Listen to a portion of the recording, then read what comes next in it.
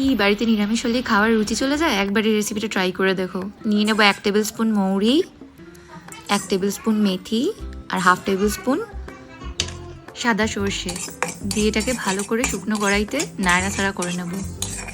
এটাকে ঠান্ডা হওয়ার পর মিক্সিং জারের মধ্যে অ্যাড করে নেবে, দিয়ে একটা এরকম ফাইন পেস্ট বানিয়ে নেবে। জানো কি, চাল কুমড়ো কিন্তু লিভারের জন্য মহৌষধি। এবার এখানে কেটে রাখা চাল কুমড়োটাকে সুন্দর করে জলে ধুয়ে এখানে স্ট্রেনারে রেখে দিয়েছি জল ঝরার জন্য। আলুটা টোটালি অপশনাল। আর এখানে নিয়ে নেবো আদা আর কাঁচা লঙ্কা মশলার জন্য। এখানে দেখো আমি দোমালা নারকেল কুড়ে রেখেছি, আর সাথে তো আদা কাঁচা লঙ্কার পেস্ট আর আমাদের সেই ভাজা মশলার গুঁড়োটা আছেই। এবার কড়াইতে তেল গরম হয়ে গেছে, এর মধ্যে দিয়ে দেবো 1 চামচে জিরা ফোড়নের জন্য। শুকনো লঙ্কার ব্যবহার আমি খুব কমই করে রাখি, সেই জন্য 2খানা লাল কাঁচা লঙ্কা আমি ফোড়নে দিয়ে দিয়েছি। এবার অ্যাড করে দেবো আলুটা। এটাকে ভালো করে কিছুক্ষণ 3-4 মিনিট নাড়াচাড়া করে ফুল ফ্লেমে ভেজে নেব।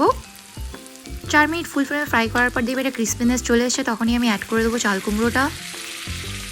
ফ্লেম কিন্তু একবারও লো বা মিডিয়াম করা যাবে না, কারণ চাল কুমড়ো বা বটল গ্রাউড এই ধরনের সবজির মধ্যে প্রচণ্ড পরিমাণে ওয়াটার রিজার্ভ থাকে। তুমি যদি লো বা মিডিয়াম ফ্লেমে করে দাও তাহলে পুরো কড়াই জলে ভরে যাবে।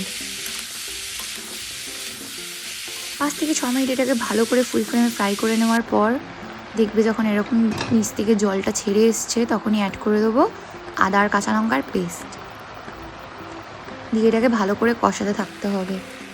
সামান্য পরিমাণ বাটি ধোয়া জল অ্যাড করেছি আমি এখানে। ফুল ফ্লেমে এটাকে ভালো করে কষাতে থাকবে যতক্ষণ না আদা আর কাঁচা লঙ্কার যে কাঁচা স্মেলটা ওটা যতক্ষণ না চলে যাচ্ছে ততক্ষণ এটাকে ভালো করে কষাতে থাকবে।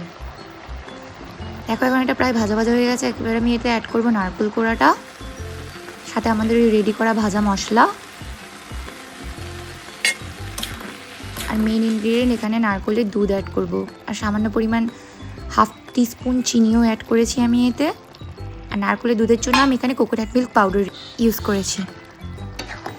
এবার এটাকে 7 থেকে 8 মিনিট ফুল ফ্লেমে ভালো করে নাড়াচাড়া করতে থাকবে যতক্ষণ না এটা পুরো মাখো মাখো একটা ব্যাপার চলে আসে। আর ব্যাস, দেখো কত ইজি। তোমরা যারা জানো যাদের লিভারের প্রবলেম আছে তাদের জন্য চাল কুমড়ো ভীষণ ভালো। আমার বাড়িতে গ্যাস্ট্রোনমিক্যাল ইস্যুস আছে আমার মায়ের, সেই জন্য আমি এর মধ্যে মুগ ডাল অ্যাড করিনি। তোমরা চাইলে ভাজা মুগ ডাল অ্যাড করতে পারো। কিন্তু মারাত্মক টেস্টি এই রেসিপিটা একবার নিশ্চয়ই ট্রাই করে দেখো। Bye bye.